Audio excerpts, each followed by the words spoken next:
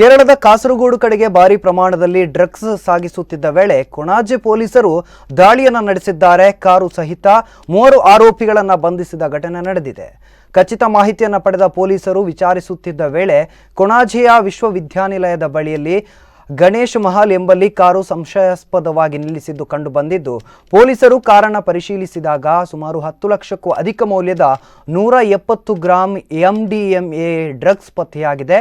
ಕಾರಿನಲ್ಲಿದ್ದ ಆರೋಪಿಗಳು ಕಾಸರಗೋಡು ಜಿಲ್ಲೆಯ ಉಪ್ಪಳ ಗೇಟ್ ನಿವಾಸಿಗಳಾದ ಮಹಮ್ಮದ್ ಮುನಾಫ್, ಮಹಮ್ಮದ್ ಮುಜಾಂಬಿಲ್, ಅಹಮದ್ ಮಶೂಕ್ ಅವರನ್ನು ಬಂಧಿಸಲಾಗಿದೆ.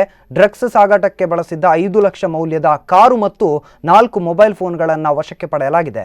ಮಂಗಳೂರು ನಗರ ಪೊಲೀಸ್ ಕಮಿಷನರೇಟ್ ವ್ಯಾಪ್ತಿಯಲ್ಲಿ ಮೊದಲ ಬಾರಿಗೆ ಈ ದೊಡ್ಡ ಪ್ರಮಾಣದ MDMA ಡ್ರಗ್ಸ್ ಪತ್ತೆಯಾಗಿದ್ದಾಗಿ ಪೊಲೀಸ್ ಕಮಿಷನರ್ ಶಶಿಕುಮಾರ್ ಮಾಹಿತಿಯನ್ನು ನೀಡಿದ್ದಾರೆ.